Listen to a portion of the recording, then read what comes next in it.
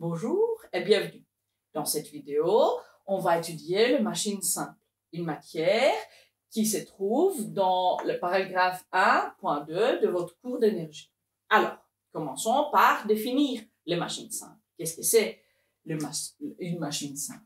Alors, les machines simples sont des appareils ou des assemblages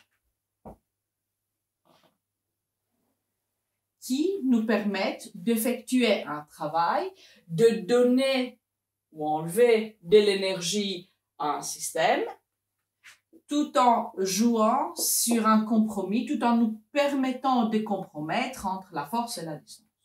J'explique. Pour faire un certain travail, on doit donner de l'énergie. Cette énergie peut être calculée par le produit de la force, fois la distance, fois les cosinus de l'angle qui se forme entre les vecteurs de la force et les déplacements. Alors, quand on va étudier les machines simples, on va faire les choses plus faciles et ces cosinus, on va dire que c'est égal à 1. Alors, comme c'est un produit, on peut complètement l'éliminer, on peut complètement le laisser à côté.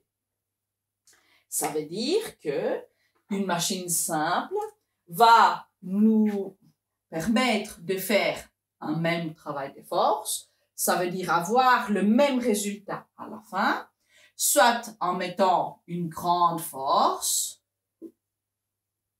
fois une petite distance, soit en mettant une petite force fois une grande distance.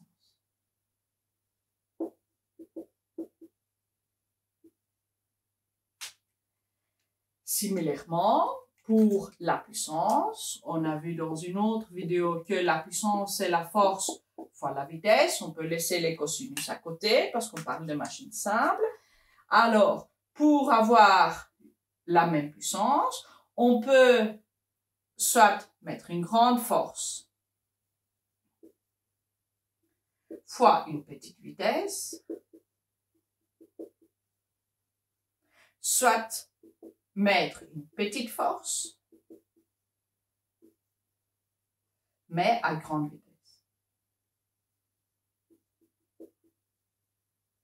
Et il y a finalement une limite de puissance qu'on ne peut pas dépasser. On peut évidemment avec les machines simples, c'est qu'on va utiliser, jouer avec ces produits, mettre la force que nous on peut, limite et avoir la vitesse la plus grande, etc. Mais il y a des valeurs qu'on ne peut pas dépasser parce que que nous allons actionner les machines simples, on a une puissance qui est quand même limitée et pour faire un certain travail, pour donner de l'énergie à un système. Alors, vous allez me dire, des machines simples, est-ce qu'on en connaît? Est-ce qu'on en utilise? Ben, la vérité est qu'on en utilise tous les jours. Alors, quelles sont les machines simples? Ben, une machine simple, c'est une rampe, par exemple. Quand vous montez une rampe ou les escaliers, ok? Ces deux, en termes de machines simples, on va les appeler les plans inclinés. On a d'autres machines simples qu'on utilise tous les jours. Voilà, une paire de ciseaux. Le casse-noix, le casse-noisette. Vous avez joué, je suppose, en tant que petit, à la bascule. Ok, ça aussi, c'est une machine simple. Et comme les ciseaux, là, on parle de levier. Vous connaissez les vitesses dans votre vélo, dans la voiture. Alors, les vitesses, voilà, du vélo. Je vais pas m'aventurer pour dessiner. Vous connaissez en fait mes prouesses de dessinatrice. Mais bon, bref, les vitesses de vélo, ça, en fait, c'est des rouages. On appelle des roues en termes de machines simples. On a d'autres, par exemple, probablement, vous avez vu quelque part, il y a des puits, là, il y a de l'eau, ok, qui ont en fait un truc qui est comme un cylindre, qui peut tourner à l'aide d'une manivelle.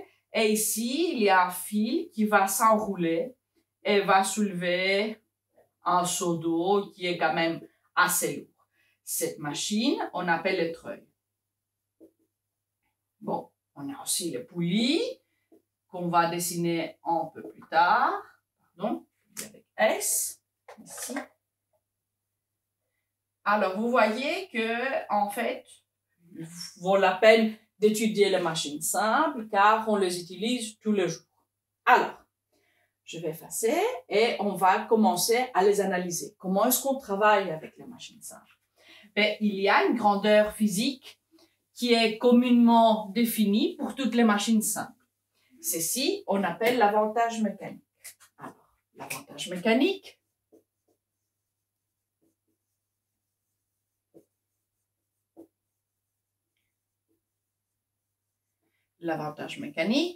le plus souvent, on écrit AM, avantage mécanique. Parfois, vous verrez ça noté avec la lettre grecque gamma.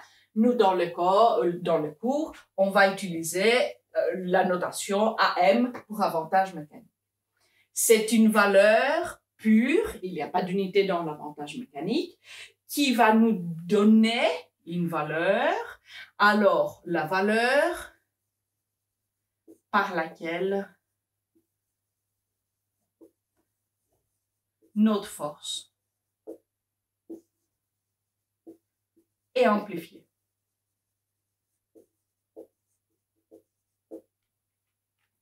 Ça veut dire, si nous, on met une petite force, de l'autre côté, du côté objet, notre force va être plus grande. Et l'avantage mécanique va nous donner des combien. Par exemple, une machine d'avantage mécanique 3 va nous permettre de mettre, alors ici c'est la main, ici de l'autre côté c'est la charge. Ça veut dire finalement la tâche qu'on doit faire, le truc qu'on doit soulever. Voilà, disons on a à coller des briques qui est très très lourd, mais ça va être la charge et nous on doit soulever. Alors, utilisant ces machines simples, c'est qu'on peut faire, on peut finalement mettre une petite force sur une grande distance et récupérer de l'autre côté une grande force qui va agir sur une petite distance. Alors, avantage mécanique 3, ça veut dire que avec une force de 10 newtons, de l'autre côté, on va récupérer 30 newtons. Okay? Avec une force de 100 newtons, on multiplie par 3, on peut récupérer 100 newtons. Avec une force de 50 newtons, ben on multiplie par 3, on va récupérer 150 de l'autre côté. Cette valeur est une valeur qui dépend de la géométrie du système. Et quand il s'agit de la force, on va gagner en fait autant de l'autre côté. Mais quand il s'agit de la distance, ça veut dire qu'on doit mettre autant plus de distance. Parce que si on met ici une force qui est 3 fois moindre, on doit multiplier la distance par 3. Faisons un petit exercice. Je vais effacer ceci. Je vais effacer les cosinus parce qu'on a dit c'est 1, alors quand on multiplie par 1, on a exactement la même chose. Et on va faire, voilà, un exemple. Ici, le fait que la valeur, notre force est amplifiée, on peut noter ça dans une formule de physique qui va dire ça, c'est la force de la charge, c'est qu'on peut faire de l'autre côté, divisé par la force de la main. Alors, disons que l'exercice, on doit soulever une masse de, disons, 100 kg. Okay? Je vais directement convertir en force. 100 kg fois 10 pour faire son poids. Ça veut dire que la force de gravitation de la charge, c'est qu'on doit soulever, ça va être 1000 newtons. Voilà. Je vous rappelle, mais ça vous savez déjà, que cette année, on va utiliser G 10 mètres par seconde au carré ou newton par kilogramme pour faciliter nos calculs. Alors, on doit soulever cette masse, oui, de 3 mètres. Ok, disons 3 mètres de haut. On a un colis de briques qu'on doit soulever au premier étage pour des travaux qu'on fait. Ok, on n'a pas vraiment assez de force, on n'a pas 1000 newtons dans les bras, alors on utilise une machine simple. Et on fait ce travail,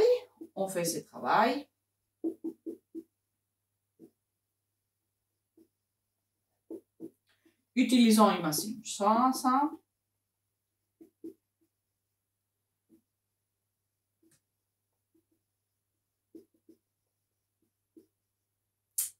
Une machine simple.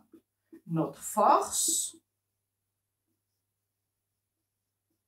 de bras est combien vous voulez.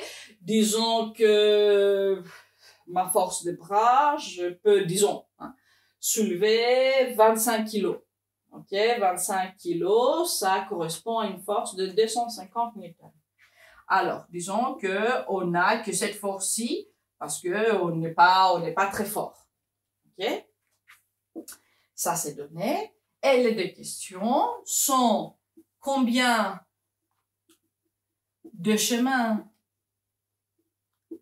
Alors, le déplacement doit notre force faire.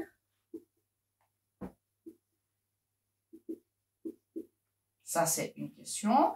Et une autre question, c'est quel est l'avantage mécanique de cette machine, de la machine simple qu'on a utilisée.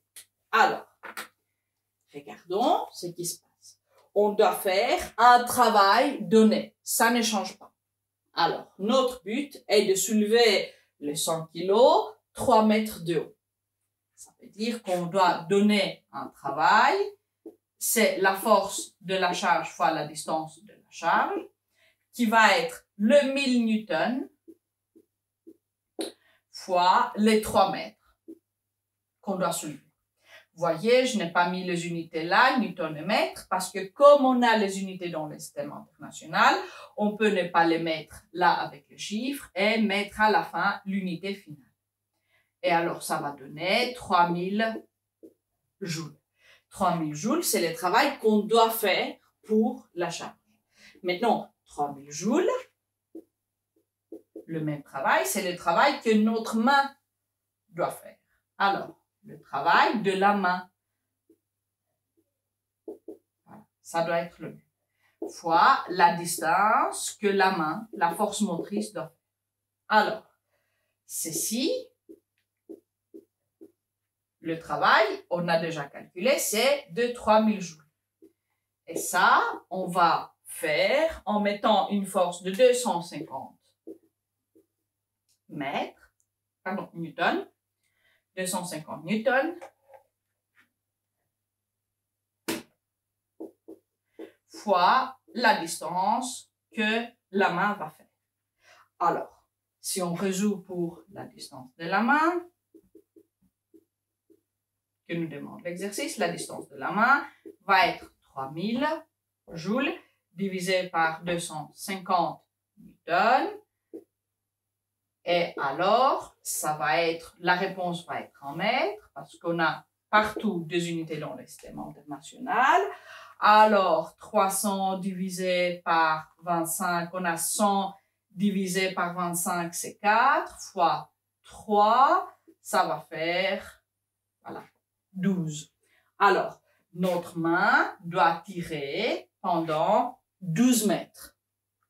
Ça veut dire que, en fait, on doit exercer certes une force plus petite, mais quand même on doit tirer pour longtemps et longtemps et longtemps et voilà, aller jusqu'au bout peut-être de la pièce, le temps que notre charge se soulève seulement de 3 mètres.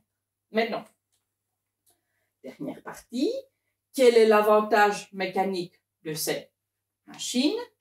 Alors l'avantage mécanique est la force de la charge qu'on doit récupérer de l'autre côté, divisé par la force motrice, la force de la main. Alors, la force qu'on doit récupérer de l'autre côté est 2000 newtons. Et la force que nous, on peut mettre, on est limité à 250 newtons. Les newtons vont partir. On a déjà dit que l'avantage mécanique n'a pas d'unité. Et le 0 peut partir. Alors, 100 divisé par 25, ça fait 4. Qu'est-ce que ça veut dire? C'est 4. Ça veut dire que la force que nous on met d'un côté, on va récupérer 4 fois la force. Voilà, si on soulève quelque chose d'autre, par exemple, si on avait une force de 50 newtons, on pourrait récupérer 4 fois ça, alors 200 newtons de l'autre côté. Mais, en même temps, c'est exactement la valeur par laquelle notre déplacement doit être augmenté. Alors, on peut écrire ça. Alors, le travail, c'est la force de la charge fois la distance de la charge. Et alors, on peut à chaque fois diviser par l'avantage mécanique. OK? Et là, multiplier par l'avantage mécanique. Maintenant, ça va donner la force motrice nécessaire, la force de la main. Et ça va donner la distance de la main. Parce que finalement, le même travail doit être fait, soit, et ça on va trouver soit en multipliant la force de la charge fois la distance de la charge, soit la force de la main fois la distance de la main. Et ça, c'est la beauté des machines simples. Alors, pour le moment, je vous laisse et à d'autres vidéos pour examiner une par une les machines simples et faire encore plus d'exercices sur l'avantage mécanique. Bye.